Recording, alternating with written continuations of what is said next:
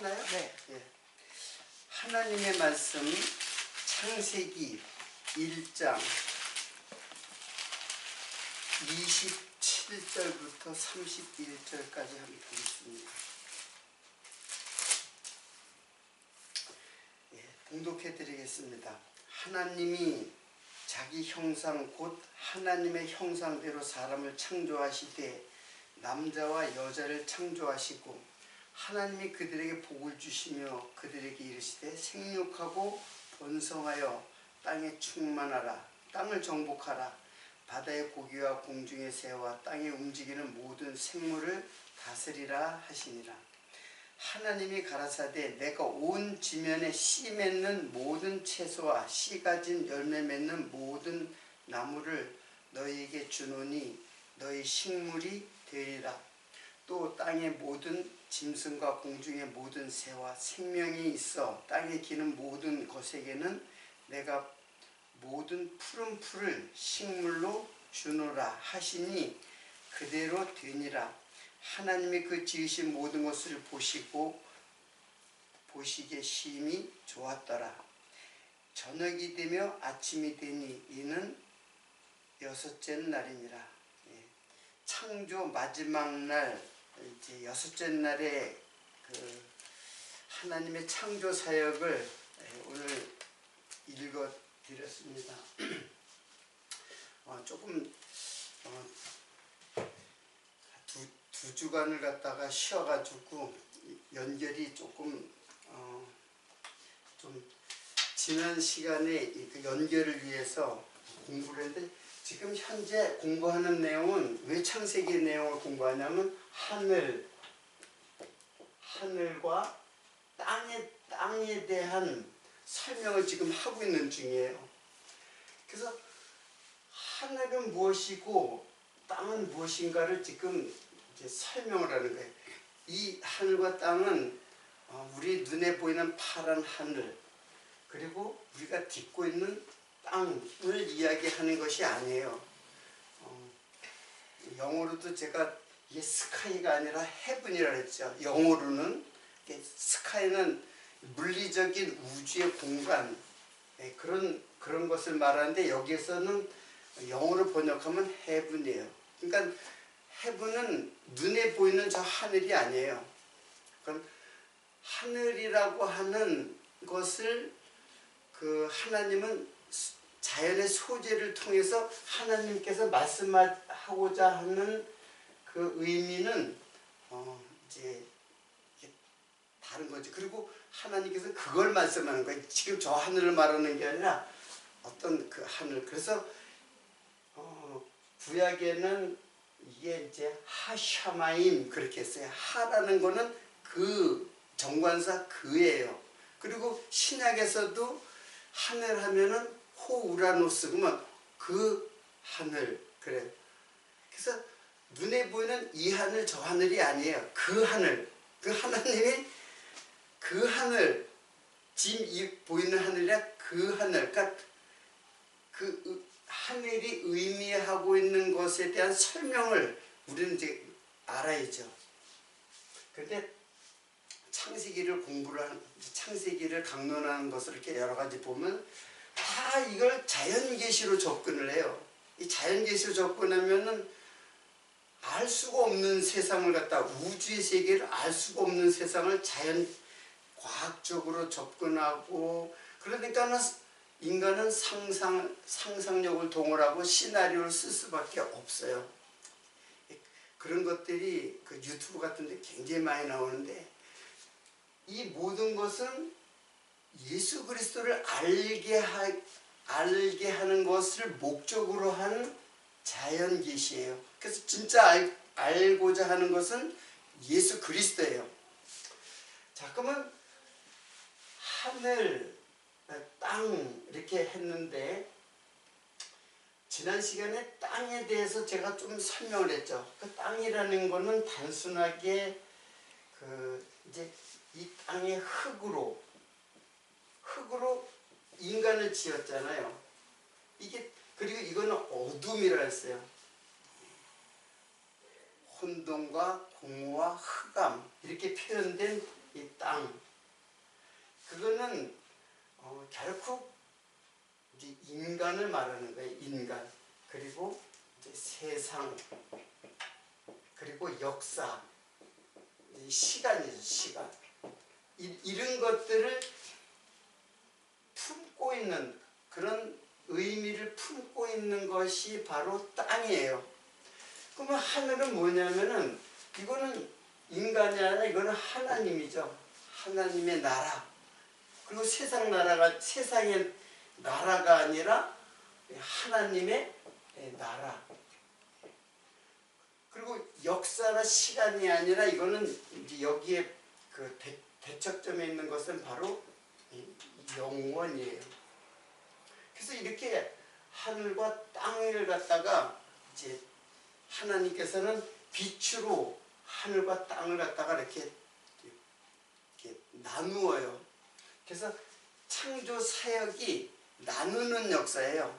창조 사역이 뭘 만드는 역사로만 이해하는데 하나님은 나누어요. 뭘로? 빛으로 나눠요. 빛으로 오셔가지고 이 어두운 땅에 하늘의 빛이 땅에 비치는 거예요.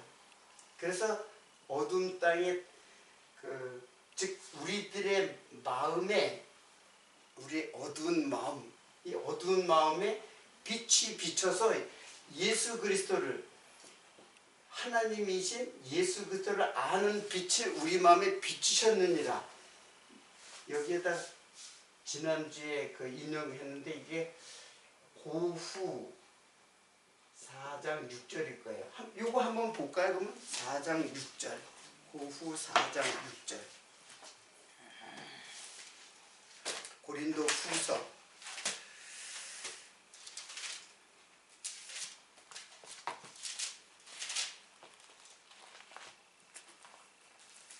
4장 6절. 자, 한번 보겠습니다.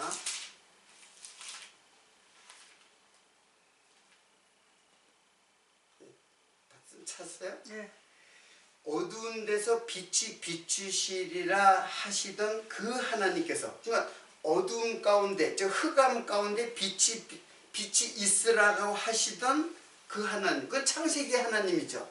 창세기에 빛이 있으라고 말씀하신 그 하나님이잖아요.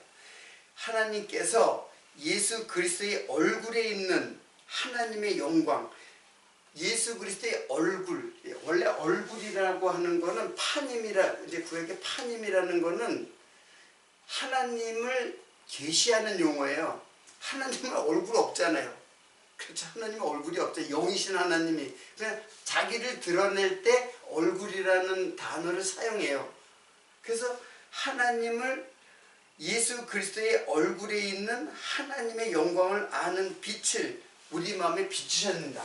즉 이 구도에서 보면은 바로 하늘의 빛이 예수 그리스도를 아는, 예수가 누구인지를 아는, 즉 하나님인데 예수를 아는 것이 곧 하나님을 아는 거예요. 그 하나님을 아는 빛을 우리 마음, 성도, 이제 이 세상 중에서 누구, 교회 성도의 마음 속에 비추셨느니라. 왜? 우리들의 마음이 어둠이기 때문에, 흑암이기 때문에. 그래서 결국은 뭐를 아는 거예요? 예수를 아는 거예요. 이러한 창조의 세계도 다 예수를 아는 것으로 그 목적을 삼는 것이지, 이게 하늘은 어떻고 땅은 어떻고 궁창은 어떻고 그거 알 수도 없거니와 그걸 알려고 주어진 책도 아니에요. 알 수가 없어요. 그 이제 과학적 지식으로는 알 수가 없어요. 자, 이게 하늘이고 이게 땅이에요. 성경에서 말하는. 자, 그러면 이걸 조금 이제 정돈을 한번 해보겠습니다. 자, 여기 빛으로 오셨다 그랬죠. 또 하나 이게 이제 일단은, 자, 이거는 하나님이고 이거는 그러니까 뭐예요? 인생이죠. 그리고 이거는 뭐 계속 영원 이거는 시간 계속 대척점으로다가 그 대척점인 개념으로다가 이제 이해를 하면 돼요. 이거 뭐 영원한 세상이고 이거는 한정된 시간 시와 시가 딱 시작과 끝이 있는 인생도 마찬가지. 인생도 시작과 끝이 있잖아요. 탄생해서 죽을 때까지 단지 그 시간이 있는 거예요. 자, 이렇게 됐는데 지난 시간에 박사님 기억날지 모르지만 창조 1일, 2일, 3일째 이게 이제 빛과 어둠으로 나누죠. 그리고 윗물과 뭘로? 아랫물로 나누죠. 요거는 이제 빛이 나누고 요거는 궁창으로 나누죠. 그리고 아랫물에서 물과 무추로 나누죠. 이걸 육지라고 하고 요것을 바다라고 이제 했어요. 근데 지난 시간에 배웠듯이 요 육지에다가 무엇을 하나님께서 창조해서 숨겨놨어요. 그게 바로 씨예요. 씨. 그래서 오늘 이제 오늘 주제가 씨와 밭이라고 하는 주제를 갖다 했는데 바로 씨를 숨겨놨어요. 씨를 하나님께서 창조해가지고 숨겨놨어요. 이거는 뭐 미리 말씀했죠. 이것도 예수 그리스도고 씨도 예수 그리스도예요. 하늘의 씨가 땅에 떨어지는 거예요.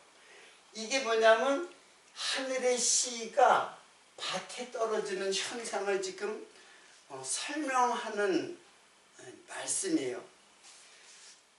자, 그런데 오늘 제가 그 창세기를 갖다 1장 2절 1장 그 27절부터 읽었죠. 자, 1장 27절부터 읽었는데 다시 한번 보겠습니다. 1장 27절. 하나님이 자기 형상 곧 하나님의 형상대로 사람을 창조하시되 남자와 여자를 창조하셨다. 이렇게 나와요. 그러니까 하나님이 사람을 창조했는데 사람을 구분했어요. 누구와? 남자와 여자로 창조를 했어요. 이때 이렇게 하면 이제 여러분들은 금방 이제 이해를 할 수 있는데 이게 바로 남자와 여자로 창조를 한 거예요. 이때 남자와 여자는 이거는 자카르고 요거는 네케바예요. 자, 이건 나중에 깊이 공부할 거는 이제 일단은 후에 하겠지만은 이거는 남성과 여성의 성을 구별하는 그런 단어예요. 굉장히 성적인 이 내용을 보면 굉장히 성적인 그런 구별하는 그런 단어예요. 그래서 정확하게 말하면 이거는 씨예요. 씨를 가진 자예요. 씨를 가진 자고 이거는 씨를 어떻게 할 자? 받을 자예요. 그러면 도대체 씨라는 게 도대체 뭔데 여기는 씨를 가진 자고 여기는 씨를 받은 자인가? 자, 요 씨에 대해서는 일단은 갈라디아서 요 구절은 계속해서 인용할 거예요. 굉장히 중요하기 때문에 계속해서 인용을 할 거예요. 한번 또 보겠습니다. 나중에는 이제 외우다시피 할 텐데 갈라디아서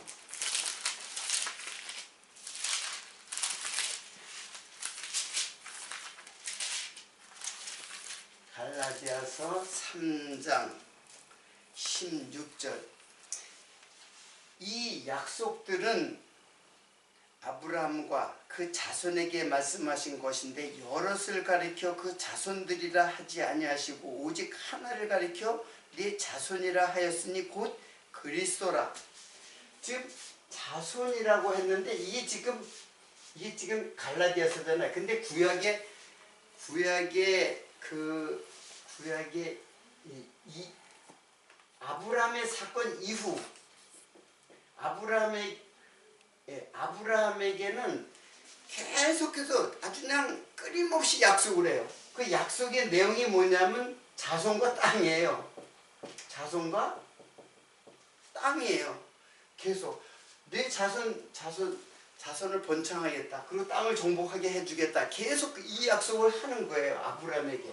그러면 아브라함에게 그 복을 주면서 더군다나 복을 주면서 자손 땅에 대한 약속을 이렇게 계속 해요. 그런데 실제로 나중에 뭐 이스라엘 백성들이 이게 이제 나중에 아브라함과 이삭과 야곱의 12아들 통해서 자손들이 번창하잖아요. 굉장히 번창해요. 그리고 땅도 약속한 대로 가나안 땅을 정복하게 해줘요. 근데 그 자손들이 많이 있는데 지금 갈라디아서 3장 10절 자손들이 많이 있는데 그거 다 그 자손을 말하는 게 아니라 오직 하나를 말한다고 했어요. 하나가 자손이다. 그 자손으로 오시는 게 누구냐면 바로 예수 그리스도예요. 마리아의 몸에서 태어날 예수 그리스도. 그러니까 아브라함의 자손으로 오시는 그 자손인데 이거를 히브리 말로 하면은 요게 제라예요. 제라예요. 자손을 제라라고 해요. 그리고 이 제라 자손이라는데 오늘 본문 말씀에 제가 이걸 읽었죠. 다시 1장 창세기 1장에 보면은 29절 하나님이 가라사대 내가 온 지면에 씨 맺는 모든 채소 씨 가진 열매 맺는 모든 나무를 너에게 주는데 그것이 너희들의 뭐가 된다? 식물이 된다. 여기서 식물은 동물 식물이 그런 게 아니에요. 이게 뭐야 한자로? 먹는 거잖아요. 먹는 거. 그러니까 먹거리를 준다는 얘기야. 식물을 준다는 거는 양식을 준다는 거예요. 먹을 거리를 준다는 거예요. 그게 뭐냐면 씨예요. 씨를 갖다가 씨 가진 열매 맺는 나무 그리고 씨 맺는 채소. 그러니까 이거를 물리적인 이제 식물로 말하면은 뭐예요? 씨 맺는 채소. 채소는 풀이거든요. S7인데 풀이에요. 풀. 그러니까 이 풀에서 씨가 맺히는 거예요. 이렇게. 그러니까 이게 뭐겠어요? 대표적인 게 벼. 그렇잖아요. 벼, 수수, 옥, 그리고 보리, 뭐 여러 가지 이제 이거를 말하는 거예요. 그러니까 표면적으로는 이런 거지만 요 씨가 이게 바로 제라예요. 제라. 그러니까 씨하고 자손하고는 똑같은 말이에요. 단어가 똑같아요. 그러니까 하나님은 창세기에서는 요 씨를 갖다가 제라라고 했는데 창세기가 진행이 되면서 아브라함에게 자손 약속인데 그게 제라예요. 우리가 이제 이거 누구의 씨다 그런 말도 하잖아. 사람을 두고도 누구의 씨다라고 하잖아. 이게 하나님의 씨거든요. 한마디로 예수님은 요셉의 씨로 태어나질 않았어요. 요셉하고 동침하기 전에 다만 여자의 몸을 빌렸을 뿐이지 하늘의 씨로 오신 거예요. 육체를 태어나기 위해서는 할 수 없이 마리아의 몸을 빌렸던 것뿐이지 실제로는 하나님이 마리아의 몸을 빌려서 탄생하신 거예요. 그래서 자손 약속을 했는데 여럿이라고 하지 말고 하나다. 곧 그리스도다 라고 하는 거예요. 근데 지금 여기서는 빛으로 오신 예수를 지금 증거했는데 여기서는 지금 그 씨가 누구냐면 바로 예수 그리스도예요. 그리고 여기서는 식물로 준다 그랬잖아요. 그리고 이제 여기서는 씨 맺는 채소라고, 두 번째는 씨 가진 열매 맺는 나무, 그렇게 나오죠. 그러니까 초목이죠. 이거는 풀이가 풀초자, 우리가 식물을 할 때 풀초자 나무목자 이렇게 해야 초목이라 그랬잖아요. 그러니까 초목이라고 하는 것을 통해서 하나님께서 우리에게 주고자 하는 것은 쌀, 보리 뭐 그런 것들이 아니라 이게 바로 뭐예요? 여기서 씨예요. 여기도 씨고, 씨가 있는 양식, 이걸 주는 거예요. 그러니까 우리는 쌀, 보리 그런 걸로 알고, 여기는 이거는 뭐예요? 이거는 사과, 배, 복숭아, 뭐 자두 뭐 이런 것들, 이런 것을 통해서 진짜 주고자 하는 거는 씨예요. 씨. 그 씨가 뭐냐면 바로 예수 그리스도예요. 그걸 우리에게 뭘로 준다? 먹을거리로 준다. 그러니까 예수가 우리의 양식으로 주신다는 거예요. 근데 조금 재미난 게 있어가지고 그것도 소개를 할게요. 그 뒤에 30절에 1장 30절에 보면 또 땅의 모든 짐승, 공중의 새, 생에 있어 땅에 기는 모든 것에게는 내가 모든 푸른 풀을 식물로 준다 그랬어요. 자, 여기서는 그들에게, 즉 아담과 하와에게는 씨를 식물로 주는 거예요. 즉 양식으로 주는 거예요. 누구에게? 아담과 하와에게. 근데 거기 보면은 짐승, 전체를 짐승이라고 해요. 짐승에게는 푸른 풀을 식물로 준다 했어요. 푸른 풀을. 그럼 이게 푸른 풀이 뭐냐면은, 이 푸른 풀을 갖다가 히브리 말로는 에세부,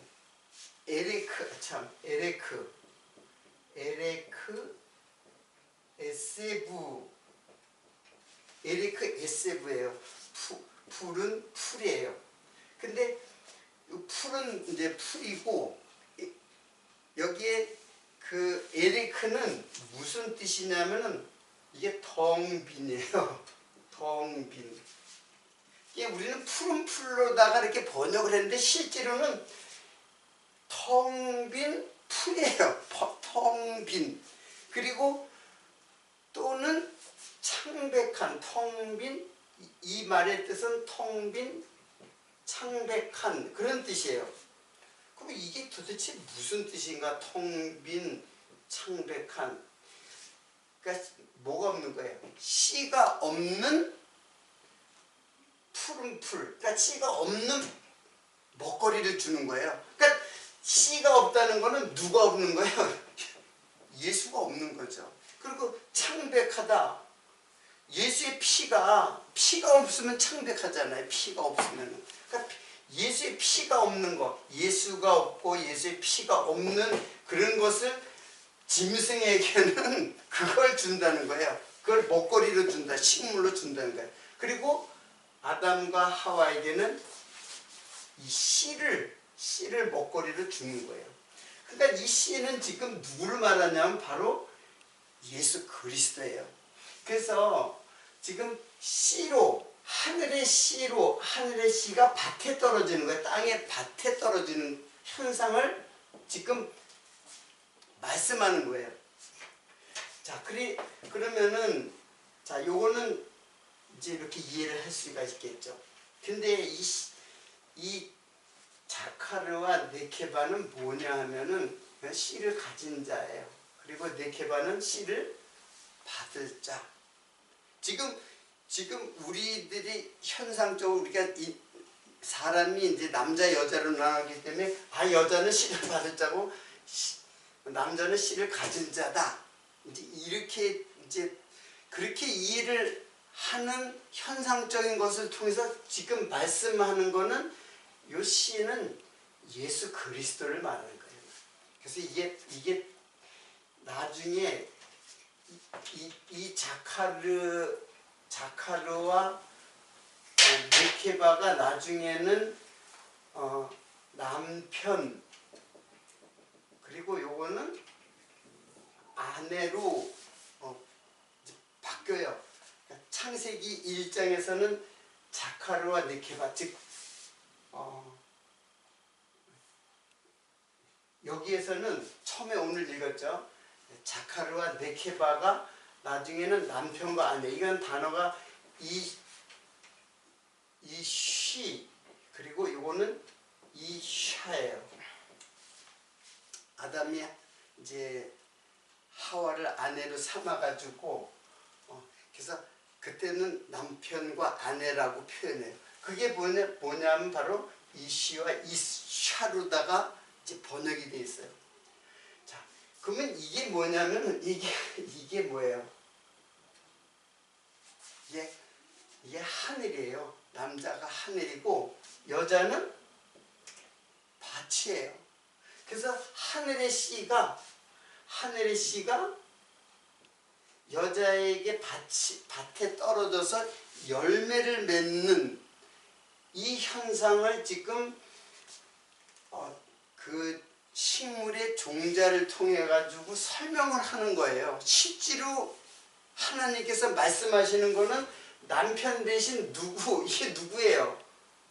이게 예수 그리스도죠. 그리고 요게 아내가 바로 교회예요. 교회 성도. 그래서 하늘과 땅의 이야기는 다른 이야기가 아니에요. 그 성경 전체는 사실은 하늘과 땅에 대한 얘기를 계속하는데 그것이 무엇이냐면 바로 예수 그리스도와 교회에 대한 설명이에요.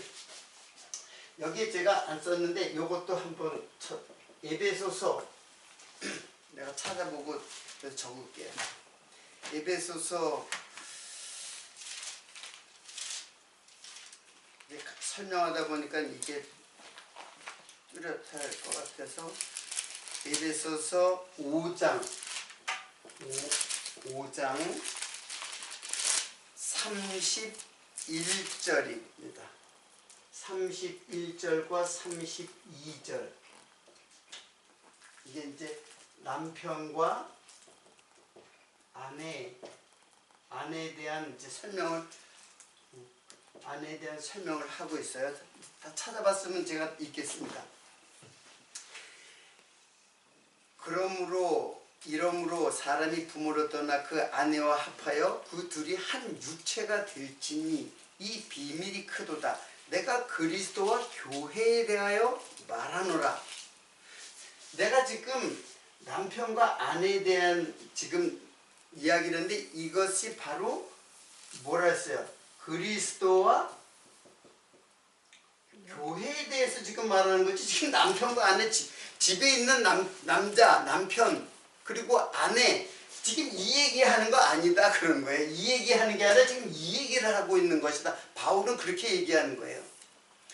사실 저는 이제 남자잖아요. 남편이잖아요. 저도 교회예요. 교회 성도예요. 그러니까 예수에게는 아내가 되는 거예요. 나도. 지금 여기서 서로 사랑하라는 게 아니에요. 이것을 말하는 게 아니라 이건 도덕적인 거잖아요. 남편과 아내가 사랑하는 거. 물론 사랑해야 되겠죠. 근데 남편은 아내한테 아내는 남편한테 순종해야 되고 또 남편은 아내를 내 몸과 같이 사랑하라. 이거는 그리스도와 교회에 대한 이야기를 하는 거지. 지금 남편이 아내 보고 무조건 내 말에 순종해. 그래서 순종하라는 얘기가 아니에요. 순종하는 게 교회의 미덕인 줄 알고 있어요. 그거 말하는 거 아니에요. 그건 도덕적인 것이고 순종하지 말라는 건 물론 아니지만은 지금 그거를 말하는 게 아니라고 지금 바울은 분명하게 얘기하잖아요. 지금 그리스도 교회에 대해서 지금 말하는 거야 이거. 지금 아내를 갖다가 내 몸처럼 사랑하고 또 아내는 남편에다 순종하고 그게 어떻게 가능해요 여러분? 예? 여러분 다 아내였었잖아요. 근데 남편은 그렇게 순종하나요? 순종하래요. 순종하라고 자꾸 그거는 성경은 전혀 알지 못하는 아주 굉장히 율법적. 그래서 실제 율법에는 남편과 아내를 거의 그냥 여자는 거의 소모품이나 어떤 집안의 그 가구 정도밖에는 안 돼요. 그 종 그런 정도밖에 안 돼요. 그러니까 신약을 통해서 이것이 밝혀져야지 예수님께서 나를 갖다가 이렇게 사랑했구나. 나를 갖다 내 몸처럼 십자가에 죽으셨잖아요. 그 내 몸처럼 사랑한 거거든요.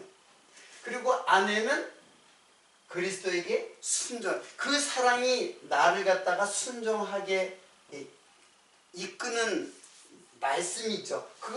그래서 그 말씀 예수 그리스도의 말씀을 갖다가 우리가 양식으로 먹게 되면은 이 관계가 되는 거예요. 나는 그리스도의 아내가 되고 또 그리스도는 나의 남편이 되는 이 관계가 하나가 되는 거예요. 하나가 되는. 그래서 하늘과 땅에 대한 이야기를 처음에 이제 천지를 창조했다는 그 말은 결국은 씨와 밭에 대한 이야기로 구체적으로 이제 설명해 들어가는 거예요. 그리고 씨와 밭은 뭐로? 남자와 여자로. 하나님이 사람을 창조했어요. 그 사람을 창조했는데 남자와 여자로 이렇게 나누어서 또 이것도 사람이고 또 이것도 사람이잖아요. 근데 사람을 남자와 여자로 나누었어요. 그리고 이제 그것이 진행되면서 자연스럽게 남편과 아내가 결혼해서 동침해서 자녀를 낳죠. 자녀는 이게 열매예요. 열매. 태의 열매예요. 태의 열매. 식물로 말하면 이제 씨가 열매를 맺는 것처럼 이거는 태의 열매예요. 자, 태의 열매에 대해서는 이제 나중에 또 이제 기회가 되면 설명하도록 하고. 자, 그래서 오늘은 요것도 한번 보겠습니다. 창세기 3장 16절. 이게 다 근거니까는 이게 그런 말들이로구나 하고 이제 여러분 그래서 그 근거가 되는 말씀을 지금 여기 근거가 되는 이 말씀들은 매우 중요해요. 이걸 알아야지 성경을 아는 거예요. 3장 16절. 여러분도 이거 다 들었을 거예요. 또 여자에게 이르시되 내가 내게 잉태하는 고통을 더하리니 내가 수고하고 자식을 낳을 것이며 너는 남편을 사모하고 남편은 너를 다스릴 것이니라. 자, 여기 이렇게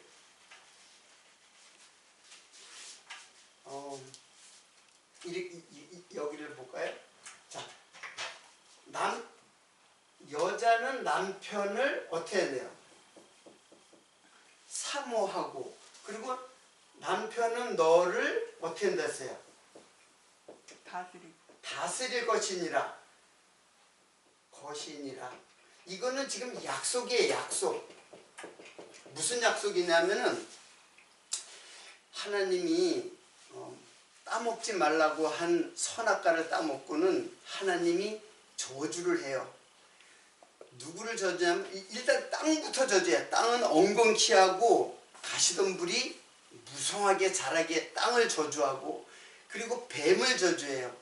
그래서 뱀 저주하는 거 지금 그 다음에 그거는 사실 제가 창세기 다 했으니까 그 보면 아는데, 그리고 여자에게도 저주를 하는데 그 저주가 약속이에요. 이제 그렇게 하신다. 약속이에요. 그래서 너는 남편을 사모한다.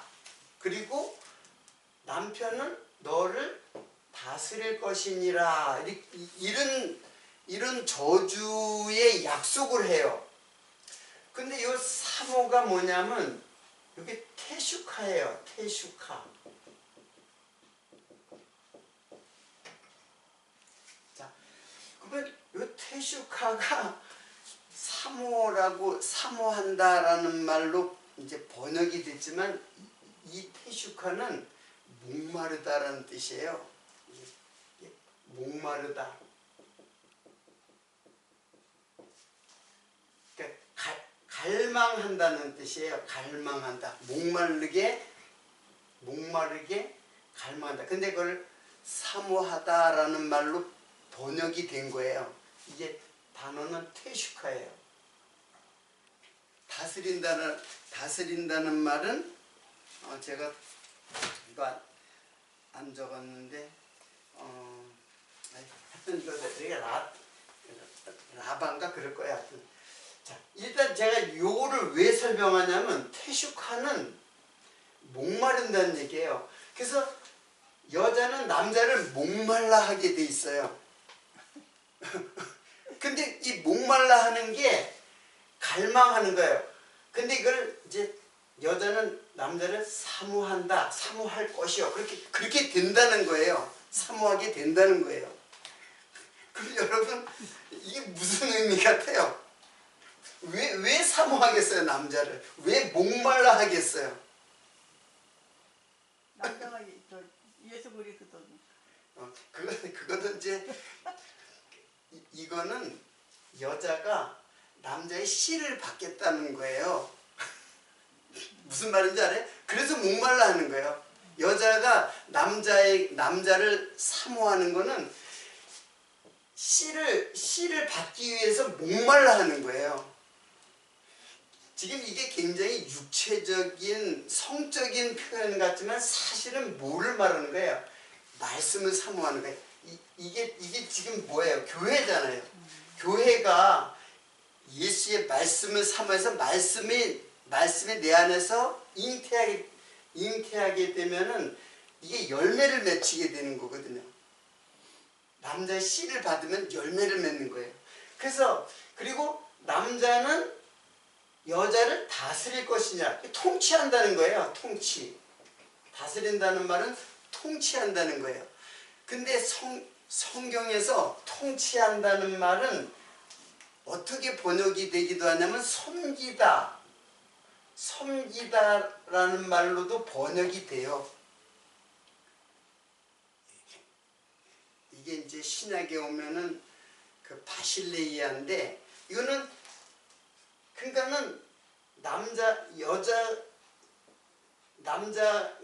여자를 다스리는데 섬김으로 다스리는 거예요. 그런데 섬김으로 다스린다는 거는 이 통치는 우리는 생각할 때 힘과 무력과 권력으로 다스리는 걸로만 인간은 알고 있지만 사실은 예수는 우리를 뭘로? 사랑으로 섬기고 통치하고 다스리는 거예요. 자, 이런 약속을 하나님께서 아담과 하와가 선악 지식의 나무를 따먹고 저주한 약속인데 사실은 저주가 아니라 이게 바로 복음이에요. 복음. 자, 그러면 제가 오늘 요거를 설명하면서 이 말이 무슨 뜻인지를 오늘 할게요. 이것도 내가 설명을 했는데 한번 볼까요? 요한복음 4장. 내가 비약적인 해석을 하는 것인가? 아니면 성경의 분명한 근거를 지금 설명하는 것인가? 요한복음 4장 4절부터 18절까지 일단 읽을게요. 제가 그리고 요걸 설명하고 오늘 마치도록 하겠습니다. 우리 시작을 정각에 했나요? 네. 네. 자, 4장 4절. 이게 예수님께서 이제 좀 생략하고 4장 사마리아로 통행하여야 하겠는지라 이렇게 했죠. 근데 이거는 머스트예요. 반드시 사마리아로 이제 갈릴리에서 이제 예루살렘이랑 사마리아가 땅이 있거든요. 여기를 반드시 지나야 되겠다 그런 뜻이에요. 그 이유는 이제 곧 뒤에 나오는데 사마리아에 있는 수가라 하는 동네에 이르니 야곱이 그 아들 요셉에게 준 땅에 가깝고 또 야곱의 우물이 있더라. 예수께서 행로에 고나여 우물 곁에 그대로 앉으시니 때같이 6시쯤 되었더라. 이게 한낮에 6시는 사마리아 여자 하나가 물을 길러 왔음에 예수께서 물을 좀 달라 하시니 이는 제자들이 먹을 것을 사러 동네에 들어갔습니다. 그러니까 제자들이 예수를 떠나가지고 먹을 것 사러 동네 간 사이에 사마리아 여인의 우물가에서 이제 만나서 대화하는 내용이에요. 사마리아 여자가 가로되 당신은 유대인으로서 어찌 사마리아 여자 나에게 물을 달라 하나이까 하니 이는 유대인이 사마리아인과 상종치 아니야. 유대인들은 사마리아 여인을 갖다가 말도 걸지 않았어요. 더럽다고 생각해가지고 말도 안 걷는데 당신은 또 유대인 복장을 보니까 유대인인데 어떻게 나 같은 사마리아 사람에게 물을 달라고 합니까? 목말라 죽어도 절대로 물을 달라고 안 하거든요. 그 관습으로는. 예수께서 대답하여 가라사대 내가 만일 하나님의 선물과 또 내게 물을 달라 하는 이가 누구인 줄 알았으면 내가 그에게 구하였을 것이요 그가 생수를 내게 주었으리라. 그러니까 내가 누군 줄 알았으면 네가 오히려 나한테 물을 구하였을 것이다.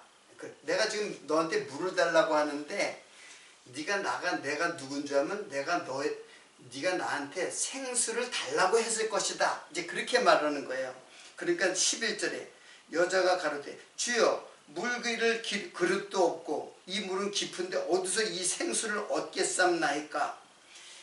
우리 조상 야곱이 이 우물을 우리에게 주었고 또 여기서 자기와 자기 아들들과 짐승이 다 먹었으니 당신이 야곱보다 큽니까? 당신이 어떻게 물을 줄 수 있다고 합니까? 야곱의 우물이 우리를 물을 주고 있는데. 예수께서 대답하여 가라사대 이 물을 먹는 자는 다시 목마르려니와 내가 주는 물을 먹는 자는 영원히 목마르지 아니하리니 나의 주는 물은 그 속에서 영생하도록 솟아나는 샘물이 되리라. 여자가 가로되 주여 이런 물을 내게도 주사 목마르지도 않고 여기 목마르지도 않고 또 물길로 오지 않게 하옵소서. 여자가 목마르지 않게 하고 물을 주셔가지고 물길로 오지 않게 하옵소서. 그러니까 갑자기 이 말은 참 갑자기 예수님께서 너 네 남편을 불러오라 그런 말을 해요. 지금 여러분 조금 이제 힌트가 됐을 줄 몰라요. 지금 여자에게 지금 이게 수가성 여인이라 부르는 여자에게 남편은 뭐예요? 물의 생수예요. 생수. 그래서 목마른 거예요. 여기 목마르다가 이게 그거예요. 남자를 목말라 하는 거예요. 그러니까 이게 예수님이잖아요. 예수님께서 야 네가 내가 누군지 알면 네가 나한테 물을 구하였을 것이다. 그러니까는 여자에게 야 네 남편 데리고 오라. 이 힌트예요. 이게 바로. 저도 이거를 깨닫고는 엄청나게 그 힌트를 얻은 건데, 그러니까 남편이 지금 뭐라는 뜻이에요? 목마름의 대상이 물이라는 뜻이죠. 여러분 이게 전개가 되나요? 그러니까 이제 남편은 지금 여자가 목마름의 대상이 바로 남편이. 그래서 너 남편 데리고 오라고 하는 거예요. 그 남편이 너에게 진짜 물 주고 있냐? 네 목마름을 해결해 줄 수 있느냐? 이제 그 말을 지금 예수님께서 하시려고 하는 거예요. 그러면서 남편 데려오라니까는 여자가 대답하여 가로되 나는 남편이 없나이다. 그러니까 예수께서 가라사대 네가 남편이 없다 하는 말이 옳도다. 너 남편 없다. 왜? 남편인 누구? 진정한 우리에게 생수를 주는 남편은 너 없어. 지금 있는 남편도 내 남편이 아니다라는 거예요. 자, 지금 이거 내가 언젠가 소개를 했는데, 자, 그러면 남편은 지금 어떤 대상에 있냐면, 너 남편 데려오라는 거는 너 정말 목마르는데 그 남편이 네 목마름 해결해 줄 수 있어? 그걸 묻는 거예요. 그러니까 여자가 그 18절에 보면 네가 남편 5이 있었으나, 남편이 5이 있었어요.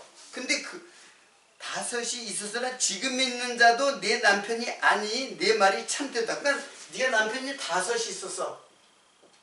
5 남편이 있었는데 이거 남편 아니다. 그리고 지금 있는 남편은 뭐예요? 5 있던 남편은 아니고 지금 있는 남편도 내 남편 아니다라는 거예요. 그럼 몇 번째 남편이에요? 6번째 남편이죠. 6번째 남편도 남편 아니다라는 거예요.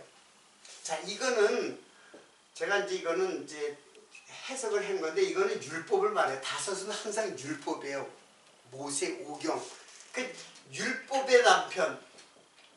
이 율법의 남편에 대해서는 로마서를 통해서 언젠가 다시 설명하겠지만, 일단은 그렇게 알아요. 이게 율법이에요.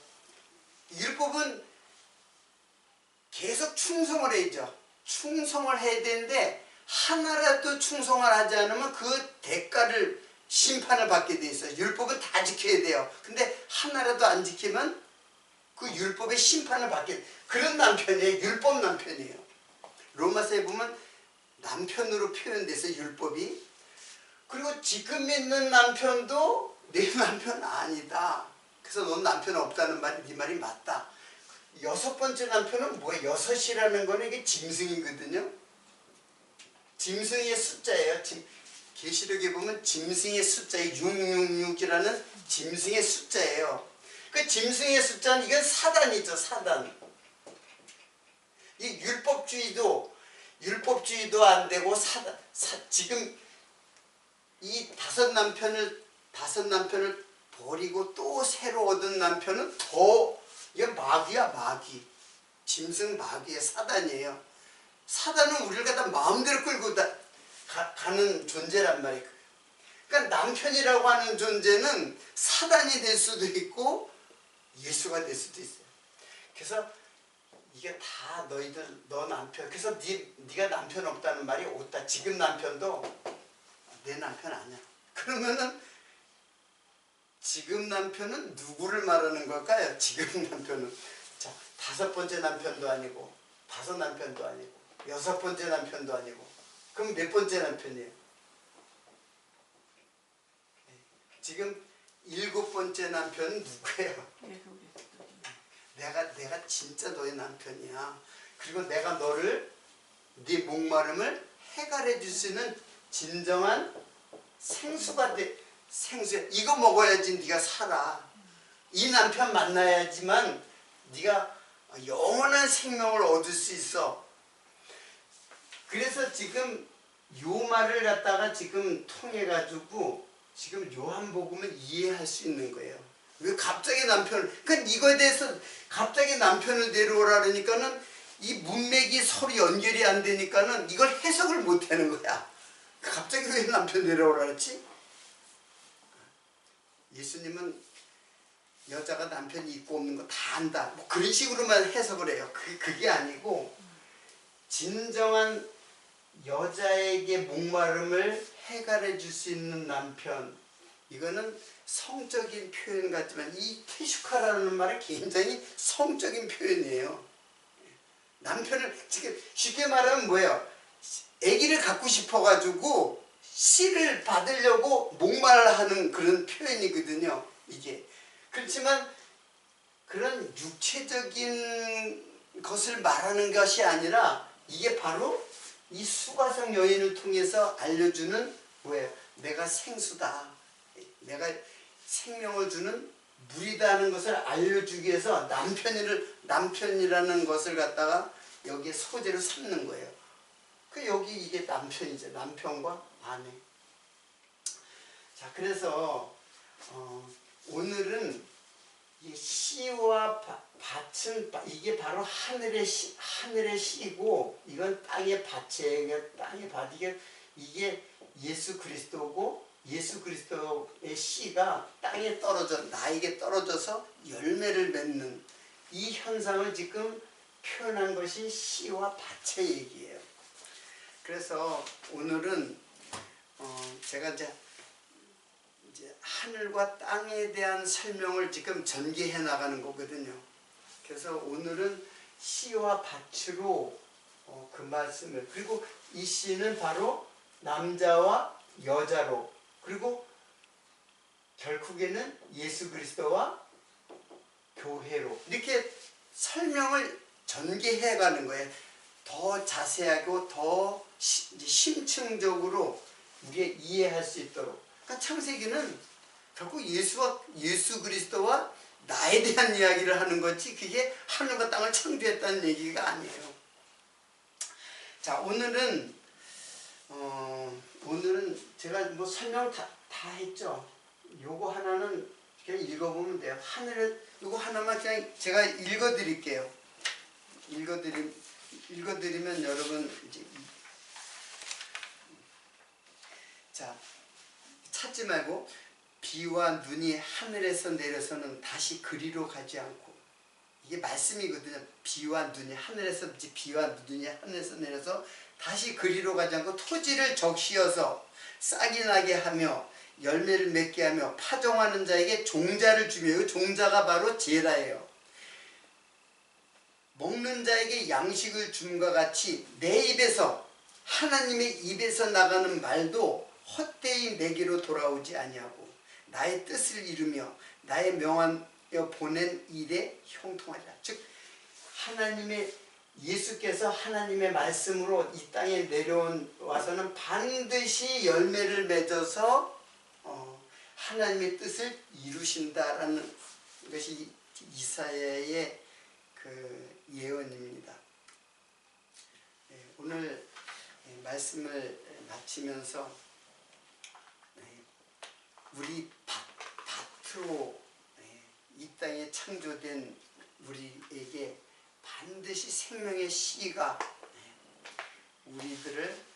우리에게 많은 열매를 맺게 하는 말씀을 우리들이 상고하였습니다.